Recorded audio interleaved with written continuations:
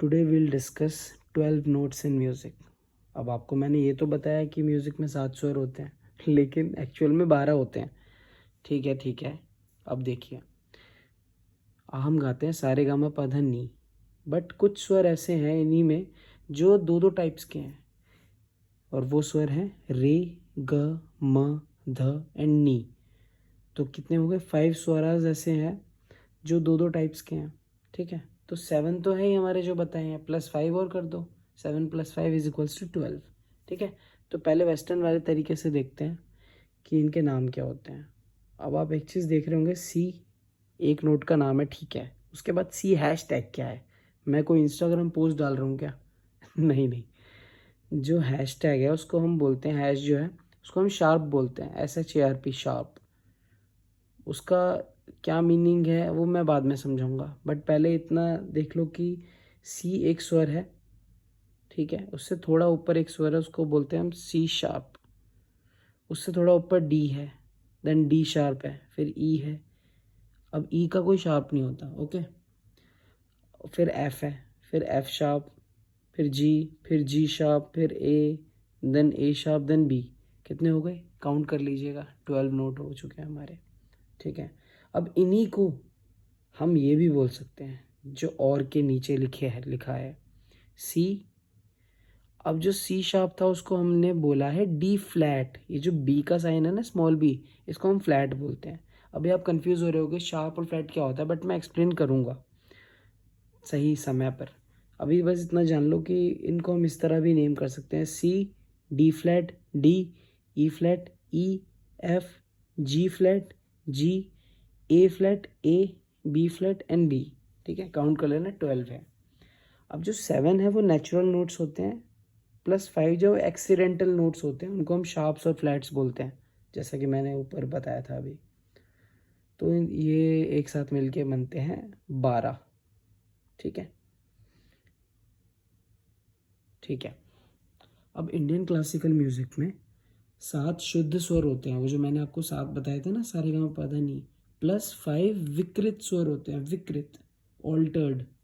7 तो नेचुरल होते हैं शुद्ध स्वर, 5 होते हैं विकृत स्वर। आज अब विकृत क्या है? अब आप सोच रहे होगे ये विकृत टर्म क्या है। देखो, जो हमारे 7 स्वर हैं, ठीक है, मैं इंडियन क्लासिकल के पॉइंट ऑफ व्यू से बताऊंगा सारी चीज़ें ज़्यादातर। ठीक है, जो 7 शुद्ध स्वर हैं वो पहले बने थे, वो पहले देखे गए थे, जिसने भी स्वर का वो डिस्कवरी करी है। 7 स्वर निकले, उसके बाद और भी स्वर उन्हीं के थ्रू निकले गए थे। कैसे? 7 स्वर एक उनकी पोजीशन होती है, जैसे स रे ग म प ध नी, ये पोजीशंस है शुद्ध स्वरों की। और भी कोई जो भी आ, हो सकती थी पॉसिबिलिटी और स्वर अच्छे निकलने की, वो विकृत स्वर ने पूरी करी है। विकृत स्वर कैसे आए? सा तो है, फिर रे आता है शुद्ध, है ना, शुद्ध रे है। अब एक कोमल रे भी बना दिया, जैसा कि मैंने बताया रे ग म ध नी जो होते हैं वो दो दो टाइप्स के होते हैं। तो रे पे बात करते हैं पहले, सा रे। ठीक है, दोनों शुद्ध हैं। अब रे कोमल कैसे गाएंगे? रे जो कोमल होता है वो शुद्ध स्वर से थोड़ा नीचे होता है। कोई भी कोमल स्वर जो है ना, वो शुद्ध स्वर से थोड़ा नीचे होता है, पिच थोड़ी नीचे होती है। ठीक है, चाहे वो ग हो कोमल, चाहे वो नी कोमल हो, चाहे ध कोमल हो। ठीक है, रे ग ध नी कोमल हो सकते हैं, लेकिन जो म है वो कोमल नहीं हो सकता, वो तीव्र होता है। अब कोमल और तीव्र को ही शार्प और फ्लैट बोलते हैं इंग्लिश में। ठीक है, समझे आप? कोई भी सुर अपनी नेचुरल पोजीशन से अगर नीचे है तो उसको हम फ्लैट बोलेंगे, और अगर ऊपर है तो उसको हम शार्प बोलेंगे। और इंडियन क्लासिकल में इसको कोमल और तीव्र बोलते हैं। तो म जो है वो तीव्र हो सकता है, रे ग धनी जो है वो कोमल हो सकते हैं। अब ये जो 5 विकृत स्वराज हैं, ये यही होते हैं, कोमल प्लस तीव्र, 4 कोमल प्लस 1 तीव्र स्वरा। ओके, तो अब इनको इनकी ट्यून क्या है एक बार आपको बताता हूँ मैं, थोड़ा सा गा के। वैसे गला खराब है मेरा, गला अब आपको लगेगा हर वीडियो में खराब है, कुछ वीडियो मैंने सेम डे बनाई है यार। ठीक है, डोंट जज। सा रे पहले क्या गा रहा था मैं, सारे, लेकिन ये कोमल वाला है सारे, शुद्ध रे से थोड़ा नीचे। तो अभी मैं प्रैक्टिकल पे ज़्यादा ध्यान नहीं दूंगा गा के, बट कोमल जो होता है वो नीचे होता है और तीव्र ऊपर, ऐसे मिलके हमारे 12 स्वर बनते हैं। ओके।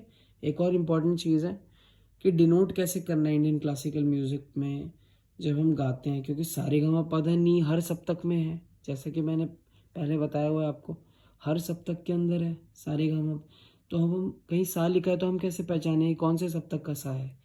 तो ये जो डॉट है, अगर सा है फॉर एग्जांपल, कोई स्वर सा को ले लेते हैं फॉर एग्जांपल कि डॉट अगर सा के नीचे है तो वो मंद्र सप्तक का है, और कोई डॉट नहीं है तो मध्य सप्तक का है।